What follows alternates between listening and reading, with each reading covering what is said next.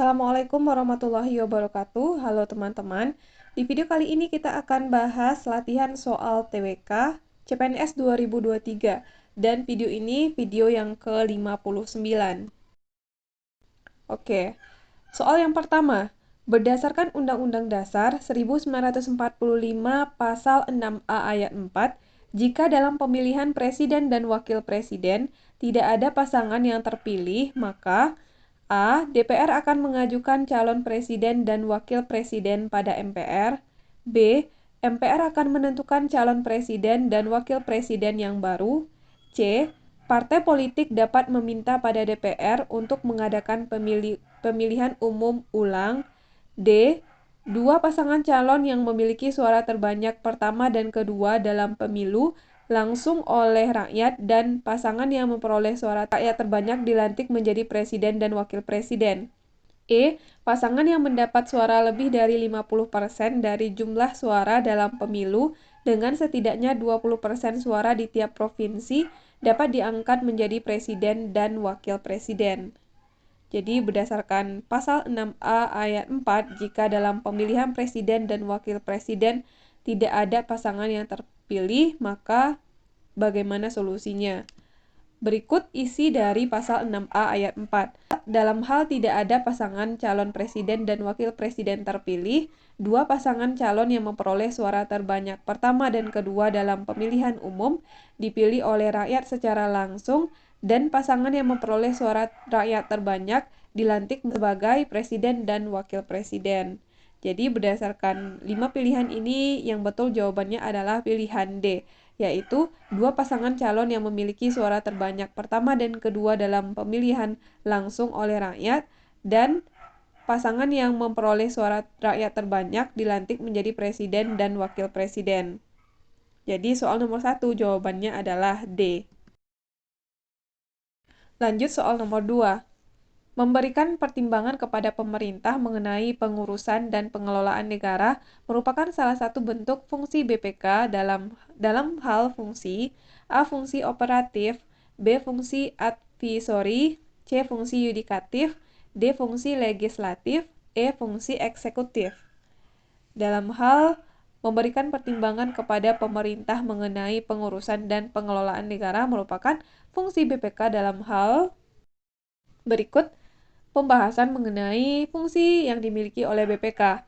Yang pertama adalah fungsi operatif, yaitu berupa pemeriksaan, pengelolaan, dan penyelidikan atas pengawasan, pengurusan, dan pengelolaan kekayaan negara. Yang kedua, fungsi yudikatif berupa kewenangan menuntut perbendaharaan negara dan tuntutan ganti rugi terhadap bendaharawan dan pegawai negeri bukan bendahara yang karena perbuatannya melanggar hukum atau melalaikan kewajiban yang menimbulkan kerugian keuangan dan kekayaan negara. Yang ketiga, fungsi advisory, yaitu memberikan pertimbangan kepada pemerintah mengenai pengurusan dan pengelolaan negara. Jadi, di antara kelima pilihan ini yang merupakan fungsi BPK dalam memberikan pertimbangan kepada pemerintah mengenai pengurusan dan pengelolaan negara disebut dengan fungsi advisory. Jadi jawaban soal nomor 2 adalah pilihan B. Lanjut soal nomor 3. Kesatuan masyarakat hukum yang mempunyai batas daerah tertentu berwenang mengatur dan mengurus kepentingan masyarakat setempat. Menurut Prakarsa sendiri, berdasarkan aspirasi masyarakat dalam Ikatan Negara Kesatuan Republik Indonesia merupakan pengertian dari A. Daerah otonom, B. Otonomi daerah, C. Masyarakat, D. Penduduk, E. Wilayah geografis. Kesatuan masyarakat hukum yang mempunyai batas daerah tertentu berwenang mengatur dan mengurus kepentingan masyarakat setempat menurut Prakarsa sendiri berdasarkan aspirasi masyarakat dalam Ikatan Negara Kesatuan Republik Indonesia merupakan pengertian dari A, yaitu daerah otonom. Jadi soal nomor 3 jawabannya adalah pilihan A. Untuk pengertian yang lainnya seperti otonomi daerah, masyarakat, penduduk, wilayah geografi bisa teman-teman cari sendiri apa pengertiannya. Lanjut soal nomor 4. Pada sidang BPUPKI pertama muncul 3 tokoh nasionalis yang mengusulkan ide-ide pokok tentang dasar negara Republik Indonesia, yaitu A. Muhammad Yamin, Dr. Supomo, Ki Hajar Dewantara, B. Dr. Supomo, Mohatta, Ir Soekarno, C. Muhammad Yamin, Dr. Supomo, Insinyur Soekarno, D. Muhammad Hatta, Insinyur Soekarno, Muhammad Yamin, E. Ki Hajar Dewantara, Insinyur Soekarno, dan Muhammad Hatta.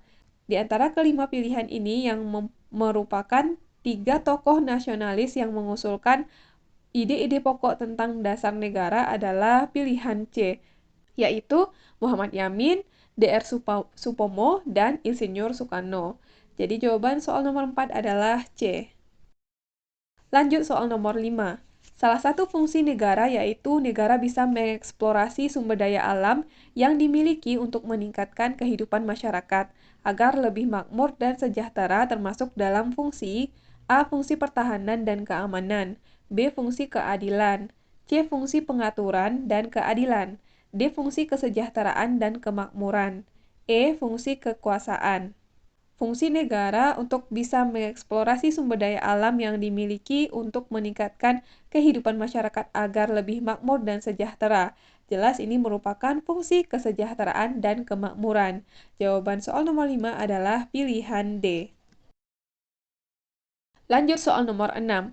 Tujuan utama Jepang mengobarkan Perang Pasifik adalah A. Ingin menggantikan kedudukan bangsa Barat di Asia, B. Membantu Jepang memenangkan perang di kawasan Eropa, C. Membantu negara-negara Asia agar lepas dari penjajahan, D. Balas dendam terhadap Amerika Serikat, E. Menunjukkan kepada dunia bahwa Jepang adalah negara besar.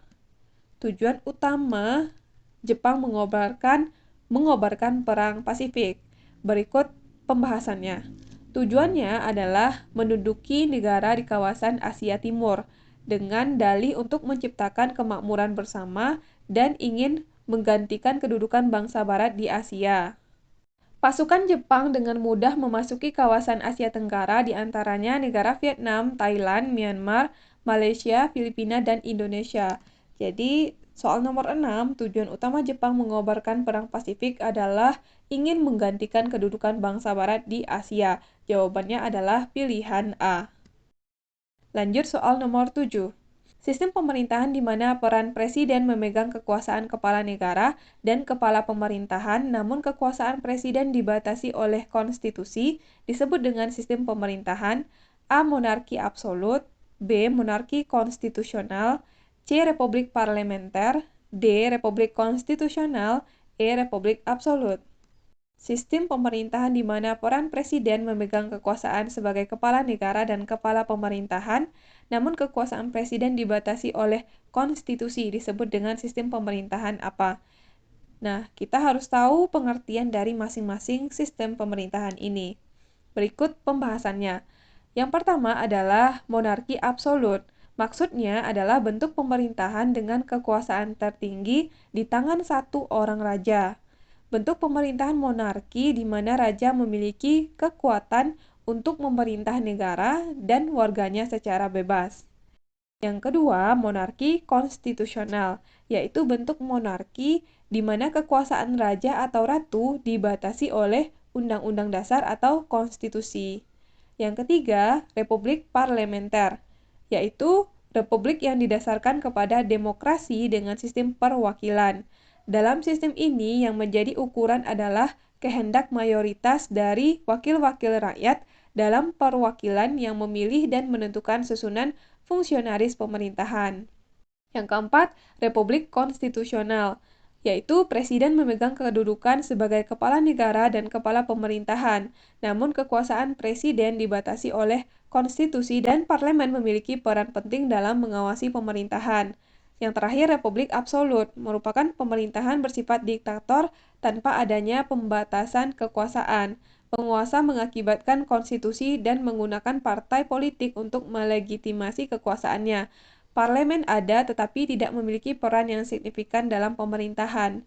Jadi berdasarkan soal nomor 7, sistem pemerintahan di mana peran presiden memegang kekuasaan kepala negara dan kepala pemerintahan, namun kekuasaan presiden dibatasi oleh konstitusi, disebut dengan sistem pemerintahan republik konstitusional. Jawaban soal nomor 7 adalah pilihan D. Lanjut soal nomor 8. Perhatikan pernyataan berikut ini. Yang pertama, hak otonomi negara bagiannya merupakan hak asli. Yang kedua, otonomi daerahnya diperoleh dari pemerintah pusat. Yang ketiga, daerah bagiannya berstatus negara. Yang keempat, daerah bagiannya berstatus daerah otonom. Yang kelima, wewenang membuat undang-undang dasar hanya di tangan pemerintah pusat. Yang keenam, wewenang membuat undang-undang dasar ada di tangan pemerintah federal dan dari masing-masing negara bagian. Yang merupakan ciri-ciri sistem pemerintahan negara serikat adalah nomor A1 dan 2, B2 dan 5, C3 dan 4, D1 dan 5, E3 dan 6. Oke, jadi yang ditanyakan pada soal nomor 8 adalah ciri-ciri sistem pemerintahan negara serikat dari 6 pernyataan yang ada. Berikut pembahasan mengenai ciri-ciri sistem pemerintahan negara serikat. Yang pertama adalah hak otonomi negara bagiannya merupakan hak asli. Yang kedua, daerah bagiannya disebut negara. Yang ketiga, negara bagian memiliki wewenang membuat undang-undang. Yang keempat, wewenang membuat undang-undang dasar ada pada pemerintah federal dan masing-masing negara bagian. Yang kelima, kekuasaan pemerintah federal berasal dari masing-masing negara bagian. Yang keenam, negara bagian memiliki kekuasaan mengatur rumah tangga daerahnya relatif lebih luas. Jadi soal nomor 8 yang merupakan ciri-ciri sistem pemerintahan negara serikat. Yang pertama, hak otonomi negara bagiannya merupakan hak asli, betul. Yang kedua, otonomi daerahnya diperoleh dari pemerintah pusat. Salah. Yang ketiga, daerah bagiannya berstatus negara, betul. Yang keempat, daerah bagiannya berstatus daerah otonom. Nomor 4 salah. Nomor 5, wewenang membuat undang-undang dasar hanya ditangani pemerintah pusat. Salah. Nomor 6, wewenang membuat undang-undang dasar ada di tangan pemerintah federal dan dari masing-masing negara bagian, betul. Jadi yang betul pada pernyataan ini adalah 1, 3, dan 6. Di antara kelima pilihan, 1 dan 2 salah, jadi yang betul itu adalah 3 dan 6. Jawabannya pilihan E. Lanjut soal nomor 9. Berikut ini yang bukan merupakan azas wawasan Nusantara adalah A. Kesamaan tujuan, B. Kesetiaan pada kesepakatan, C. Solidaritas, D. Kesamaan sejarah, E. Kerjasama. Yang ditanyakan yang bukan merupakan azas wawasan Nusantara. Berikut pembahasannya. Azas wawasan Nusantara adalah ketentuan dasar yang harus dipatuhi, ditaati, dipelihara demi mewujudkan ketaatan dan kesetiaan kepada setiap komponen atau unsur pembentuk bangsa Indonesia, yaitu golongan atau suku, terhadap kesepakatan bersama. Macam-macam azas wawasan Nusantara adalah kepentingan atau tujuan yang sama, keadilan, kejujuran, solidaritas, kerjasama, kesetiaan terhadap kesepakatan. Jadi, di antara kelima pilihan ini yang bukan merupakan azas wawasan Nusantara adalah pilihan D, yaitu kesamaan sejarah. Sedangkan pilihan A, B, C, dan E, yaitu kesamaan tujuan, kesetiaan pada kesepakatan, solidaritas, dan juga kerjasama, merupakan azas wawasan Nusantara. Jadi, soal nomor 9, jawabannya adalah pilihan D. Lanjut soal terakhir. Di bawah ini merupakan contoh sistem pemerintahan klasik menurut Aristoteles, kecuali jadi yang ditanyakan pada soal nomor 10 adalah yang bukan merupakan contoh sistem pemerintahan klasik menurut Aristoteles. Berikut pembahasan mengenai sistem pemerintahan klasik menurut Aristoteles. Yang pertama adalah monarki. Pengertiannya yaitu bentuk pemerintahan yang dibentuk oleh satu orang demi kepentingan umum. Sifat pemerintahan ini baik dan ideal. Yang kedua, tirani, yaitu bentuk pemerintahan yang dibentuk oleh satu orang demi kepentingan pribadi. Bentuk pemerintahan ini buruk dan kemerosotan. Yang ketiga, aristokrasi, yaitu bentuk pemerintahan yang dipegang oleh sekelompok cendekiawan demi kepentingan kelompoknya. Bentuk pemerintahan ini merupakan pemerosotan dan buruk. Yang keempat, politeia, yaitu bentuk pemerintahan yang dianggap oleh seluruh rakyat demi kepentingan umum. Bentuk pemerintahan ini baik dan ideal. Yang kelima, demokrasi, yaitu pemerintahan yang dipegang oleh orang-orang tertentu demi kepentingan sebagian orang. Bentuk pemerintahan ini kurang baik dan merupakan pemerosotan. Jadi, di antara kelima pilihan ini yang bukan merupakan contoh sistem pemerintahan klasik menurut Aristoteles adalah pilihan E, yaitu oklokrasi. Sedangkan monarki, tirani, aristokrasi, politeia merupakan contoh sistem pemerintahan klasik menurut Aristoteles. Jawaban untuk soal nomor 10 adalah E, oklokrasi. Oke, teman-teman, kita udah selesai bahas 10 soal. Mudah-mudahan video ini bermanfaat untuk teman-teman semuanya. Terima kasih buat yang udah nonton video ini. Sampai ketemu lagi di video selanjutnya.